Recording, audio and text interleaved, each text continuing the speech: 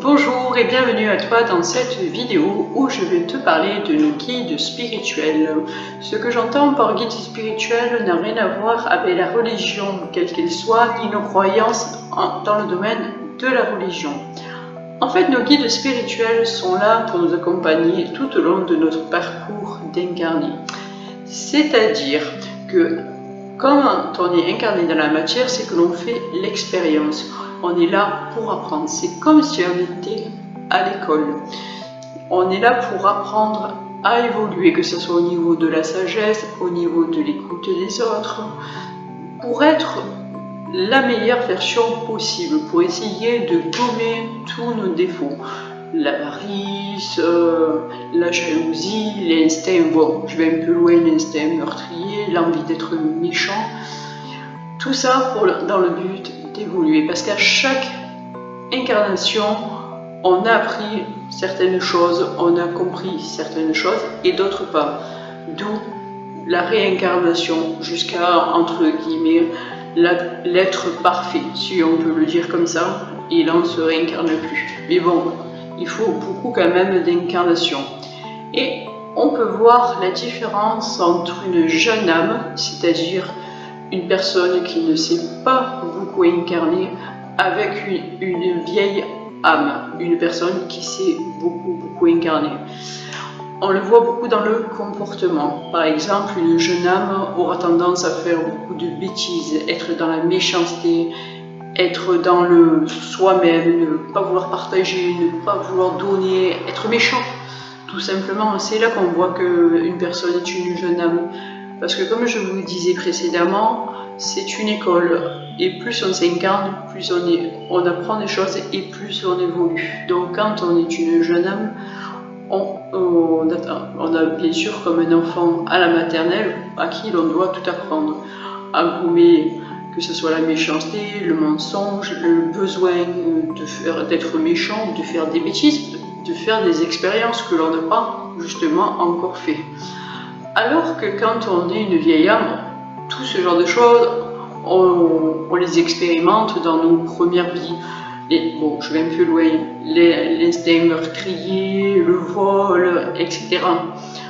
Donc, on n'a plus besoin de refaire l'expérience. On a compris, par exemple, on a été un voleur, on a été arrêté dans notre vie, on a compris. Et donc, on se réincarne pour apprendre d'autres choses. Et plus on se réincarne, plus on devient sage. Un peu comme l'abbé Pierre, par exemple, ou toutes les personnes qui se donnent à Dieu, même si aujourd'hui je ne veux pas parler de religion, parce que chacun a ses croyances. Par exemple, pour moi, la religion, je ne l'appellerai pas comme ça.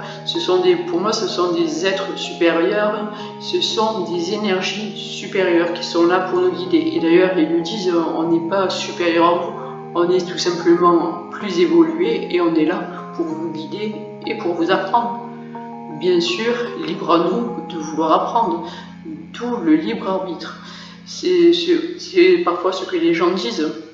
Surtout les athées. Pourquoi est-ce qu'il arrive ceci? Des catastrophes naturelles, des accidents? Pourquoi j'ai perdu un être qui était si jeune alors qu'il était si gentil? Ce genre de choses. Parce que avant de s'incarner, on choisit notre parcours, que ce soit dans ce que l'on doit comprendre au niveau amour, au niveau travail, au niveau évolution spirituelle, que ce soit dans la sagesse et tout ce genre de choses, que ce soit dans l'aide aux autres. Et bien sûr, on choisit également, bon, c'est un peu sinistre, mais notre mort. À environ à peu près à quel âge on meurt, comment on meurt. Et bien sûr, on a tendance à choisir d'autres morts que l'on n'a pas testées dans notre vie. C'est pour ça que malheureusement, des personnes, par exemple, qui ont une grande évolution spirituelle, qui se sont beaucoup incarnées, choisissent après une plus petite vie, une plus courte vie, par exemple en s'incarnant et en disant à 25 ans, je partirai parce que j'aurai déjà testé la sagesse, je serai déjà un bon être humain, mais j'ai jamais, par exemple, testé la mort par accident de voiture ou de moto, ni par maladie précoce. malheureusement, c'est vrai que c'est triste pour les personnes qui restent, donc l'entourage, mais c'est comme ça. On est là pour apprendre. Et puis, comme j'aime bien dire, on meurt jamais vraiment. On est là, incarné dans la matière pendant un certain temps. Et puis après, quand on n'est pas incarné, on est dans l'astral avec notre famille astrale, qui est à peu près comme notre famille physique, mais notre famille astrale, notre famille de lumière, est là avec nous pour toujours. Alors que nos guides, par exemple, eux, changent selon notre vie. Bon, certains guides peuvent être là de la naissance jusqu'à la mort, d'autres guides, peuvent se rajouter, mais plus ou moins ça change. C'est pas comme notre famille de lumière qui est là éternellement, si l'on peut dire. Et donc, nos guides nous laissent le choix dans notre incarnation de faire nos expériences, de pouvoir leur demander de l'aide éventuellement. Ils ne vont pas nous imposer des choses, ils vont nous montrer la voie. Par exemple, des situations professionnelles ou amoureuses qui se présentent alors qu'on s'y entend pas. Et c'est à nous de voir si on veut suivre ce chemin qui est souvent le nôtre, parce que quand des situations arrivent comme ça, entre guillemets, un peu à l'improviste, pas prévu, et que, entre guillemets, ça nous fait bizarre, on se dit, tiens, c'est bizarre cette situation professionnelle, mais elle me correspond bien. Il faut savoir écouter notre instinct et nous dire, ah, tiens, ça, c'est fait pour moi, telle situation professionnelle ou telle situation amoureuse. Et c'est là que les guides, nous mettent sur notre chemin tout ce genre de choses, parce que bien sûr, quand on s'incarne, on n'a aucun souvenir de ce que l'on a prévu avant de s'incarner. Et pourquoi ? Beaucoup de personnes que j'ai en consultation me disent, mais ça serait quand même plus simple si on se rappelait notre mission de vie. Mais comme je réponds souvent, c'est comme on est des enfants incarnés dans la matière, c'est comme si nos parents nous disaient, et je pense que peut-être que vous avez fait cette expérience, touche pas le feu, ça brûle. Nous, en tant qu'enfants, même si on sait, nos parents nous ont dit ne touche pas le feu, ça brûle, on a quand même envie de tester, d'essayer, et on va avoir tendance à toucher le feu. Et bien là c'est pareil, si à l'avance on savait qu'on devait tester ceci ou cela, et par exemple on te dirait ne va pas dans telle situation professionnelle, on aurait quand même envie d'essayer, parce qu'on est comme des enfants, tant qu'on n'a pas testé, qu'on ne s'est pas crotté, excusez-moi du mot, et d'ailleurs vous avez dû le remarquer dans votre vie, souvent on fait des choses ou on vit des expériences, on le sent au fond de nous que c'est pas fait pour nous et puis que ça va pas être une bonne chose, mais on a ce besoin d'aller jusqu'au bout de l'expérience. Voilà, c'est pour ça que ça sert à rien de connaître à l'avance notre chemin de vie. Et c'est pour ça d'ailleurs qu'on ne s'en rappelle pas. Et quand on vit sa mission de vie, qu'on s'est choisi et que l'on comprend la leçon, donc on ne savait pas avant le pourquoi du comment on doit vivre telle et telle situation, quand on l'a compris, il y a un gros déblocage qui se fait et ce qui nous permet d'évoluer et d'avancer dans notre vie. Bien sûr, nous avons, et ils sont là pour ça, on peut leur demander souvent, régulièrement, de nous guider dans notre vie. Et il ne faut pas avoir peur de leur demander, comme ils disent, ils sont là pour ça. Et aussi, quand on leur demande, ça leur permet d'évoluer, parce que dans l'astral aussi, il y a une évolution, il y a une hiérarchie, même bien sûr si c'est pas comme dans la matière, c'est tout dans l'amour et dans les énergies supérieures, toujours pour évoluer, parce que même quand on n'est plus incarné, qu'on est dans l'astral, on évolue également. Et donc, on peut, comme je vous disais, demander, par exemple, moi j'aime bien demander le soir, merci mes guides, de m'indiquer dans telle situation, par exemple amoureuse, si c'est la bonne personne pour moi. Et voilà, donc la nuit se passe, le lendemain arrive, et quand je vais croiser ces personnes, je vais savoir d'instinct que je ne l'aime pas. bien sûr, au début, vous pouvez avoir la réponse un peu avec beaucoup de temps. C'est ce qui m'est arrivé au début, comme je viens de vous dire dans cet exemple. Après, avec la pratique, même si vous n'entendez pas vos guides ou que vous ne les voyez pas, il faut faire confiance en son instinct. Par exemple, vous croisez une personne que vous ne connaissez pas et vous dites: est-ce que j'aime cette personne? Est-ce qu'elle est faite pour m'apporter quelque chose? Et il faut écouter son intuition.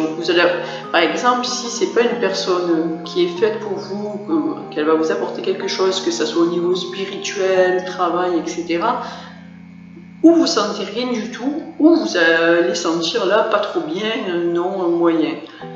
Donc il vaut mieux l'éviter ou la maintenir éloignée, parce qu'elle va rien vous apporter, tout simplement. Alors que si c'est une personne avec qui vous devez avoir une relation, que ce soit amoureuse, professionnelle ou amitié, vous allez le savoir de suite quand vous allez vous poser la question intérieurement: tiens, est-ce que cette personne a quelque chose à m'apprendre ou à m'apporter? Et bien sûr, quand je dis apporter, je ne parle pas de finances, hein, bien sûr.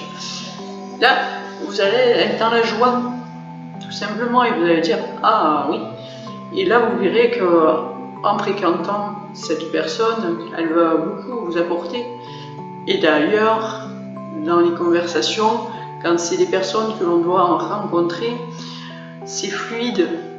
Les discours, la conversation, c'est comme si on se connaissait depuis longtemps, alors que souvent c'est une personne que l'on vient juste de croiser. Il y a aussi, bien sûr, le fait que quand ce genre de rencontre se fait, une personne que l'on ne connaît pas et que de suite le contact passe bien, que l'on discute facilement, etc., ce sont souvent des rencontres d'âme, c'est-à-dire que l'on s'est croisé dans d'autres vies et bien sûr on s'est programmé à revoir cette personne, bien sûr, dans une autre incarnation. Et là, bien sûr, l'autre personne que vous voyez s'est réincarnée, d'où ce côté naturel, comme si on la connaissait depuis longtemps. On recroise ces personnes, donc ces rencontres d'âme, deux fois parce qu'on a des petites choses à terminer, ou simplement par amitié, ou pour nous aider aussi dans notre vie, quand on a des moments où on va pas trop bien. Que ce soit une rencontre amoureuse ou amitié, il est important, parce que nous sommes des êtres humains avec toutes nos émotions, de pouvoir compter sur quelqu'un à qui se confier. On n'est pas fait pour rester seul et isolé. C'est pour ça que l'on fait dans notre vie pas mal de rencontres d'âme. Bon, certaines ne durent pas dans le temps, mais à un moment donné, ça nous aide, quel que soit le domaine où ça nous aide. Et c'est là qu'est la beauté de la vie. Quand on rencontre quelqu'un, que le feeling passe, et c'est super. Et bien sûr, ça n'arrive pas par hasard. C'est ou nos guides ou les synchronicités qui font que la vie, parce qu'on s'est choisi avant de s'incarner, que les personnes que l'on croise sont faites pour nous. Tout simplement. Et donc, comme je vous disais, après, quand vous prenez l'habitude de demander à vos guides de l'aide, quel que soit le domaine, ils sont là pour vous répondre. Même si je vous disais au début, vous n'aurez pas la réponse systématiquement, mais vous pourrez l'avoir le lendemain ou une heure après. Et même si, comme je disais, si vous ne les entendez pas ou vous ne les voyez pas, ça peut se faire, la réponse peut se faire de plusieurs façons. Par exemple, vous serez: tiens, d'un coup, vous allez avoir la réponse à la question que vous avez posée, par exemple, il y a une heure après. Vous ne saurez pas comment ni pourquoi, mais vous le saurez. Et pourquoi chercher à comprendre d'où vient la réponse, etc. On sait que c'est vos guides, parce que par exemple, vous étiez en train de faire la vaisselle, et puis la réponse à votre question arrive. Ou par exemple, vous pouvez écouter la radio, et puis d'un coup, moi ça m'arrive de fois aussi d'avoir des réponses comme ça, ou à la radio, ou à un film. Le personnage, que ce soit dans le film ou à la radio, va donner ou une chanson ou une phrase dans le film, et je vais me dire: tiens, ça me parle, ce tempo. Et donc, bien sûr, je les remercie, merci de votre réponse. Et c'est là qui est super. Et plus on fait attention aux signes, plus on les reçoit facilement. Parce que c'est vrai que pour nos guides spirituels, c'est assez difficile pour descendre dans la matière. Donc c'est pour ça que c'est pas simple. Il y a beaucoup de gens par exemple qui me disent: mais pourquoi ce serait pas plus simple, ils sont là, on les entend, ils parlent, etc. ça serait facile, bien sûr, mais ça ne fonctionne pas comme ça. Pourquoi? Parce que quand on est évolué, qu'on est dans l'astral et ce genre de choses, les énergies vibrent haut, on est dans le bonheur, la douceur, la gentillesse, etc. Alors que nous, en tant qu'être incarné, nous sommes dans la matière. Même si on est un être assez évolué spirituellement, toutes nos énergies environnantes ne sont pas forcément positives. Que l'on soit en famille ou même que l'on soit seul par exemple dans un appartement, l'énergie terrestre est quand même, vibre quand même plus faiblement que dans l'astral. Donc pour eux, c'est assez difficile de descendre et de nous, entre guillemets, de nous donner les infos et les réponses que l'on a besoin. Et je vais vous donner un exemple pour comparer. J'aime bien comparer ça, vous savez, à des anciennes postes de radio où vous avez la bande FM et vous avez la molette à régler. Et c'est un peu comme ça, entre guillemets, que plus on est ouvert spirituellement et qu'on vibre, plus le réglage est facile. Plus on est dans la matière, que l'on ne pense pas à la spiritualité, tout ça, plus c'est difficile de capter nos guides de lumière. Le tout, c'est d'être à la bonne fréquence, leur fréquence. Donc, bien sûr, pour ça, vous avez la méditation avec de la musique douce ou des méditations guidées. La méditation fait beaucoup pour la paix intérieure, mais j'en reparlerai dans une prochaine vidéo. Tout ça pour dire que nos guides, pourquoi le contact ne se fait pas aussi facilement que deux êtres humains qui discutent? Parce que ça fait comme si, pour comparer au niveau énergétique, pour voir à quel point c'est difficile pour de descendre, nous donner des infos, c'est comme si nous, on allait, entre guillemets, rendre visite à quelqu'un en prison. Vous savez, vous avez dû déjà vous rendre, peut-être pas en prison, mais dans des endroits où vraiment il y a de la méchanceté, où il y a des gens pas bien intentionnés, où vous vous sentez mal, pas bien, vous ne pouvez pas rester, un peu comme si vous allez voir quelqu'un en prison, où là bien sûr ce sont que des âmes, des jeunes âmes qui ont fait que des bêtises, qui vivent trop bas et vous ne vous sentez pas bien. Eh ben, c'est la même chose pour les guides, ils ont du mal parce que même si nous on est évolué et qu'on a travaillé dans beaucoup de vies pour être évolué spirituellement, tout notre environnement terrestre est quand même beaucoup plus bas que. C'est pour ça que pour eux c'est difficile de nous passer des infos. Bien sûr, plus on évolue, plus on a pu l'écouter, plus le message passe. Après, vous n'avez pas besoin, vous l'entendrez pas forcément avec une voix différente. Tout dépend si c'est plus facile pour eux de passer à travers vous. En général, c'est le plus facile. Et puis, vous pouvez même entendre avec votre propre voix une réponse à vos questions. Mais bien sûr, il faut après faire la différence avec le mental. Mais je ferai ça dans une prochaine vidéo. Tout ça pour résumer et pour dire que nos guides spirituels sont là tout au long de notre vie, échangent. Et donc ça peut être aussi des membres de notre famille décédée incarnée qui peuvent nous servir de guide à certaines périodes, mais en général ce sont des êtres que l'on ne connaît pas terrestrement. Voilà, ben je vous laisse, je vous ferai prochainement d'autres vidéos sur comment se connecter avec notre famille de lumière et je vous dis à bientôt. N'hésitez pas à liker et à partager ma vidéo si vous avez aimé et si vous avez des questions, j'y répondrai avec plaisir. Bonne journée à vous.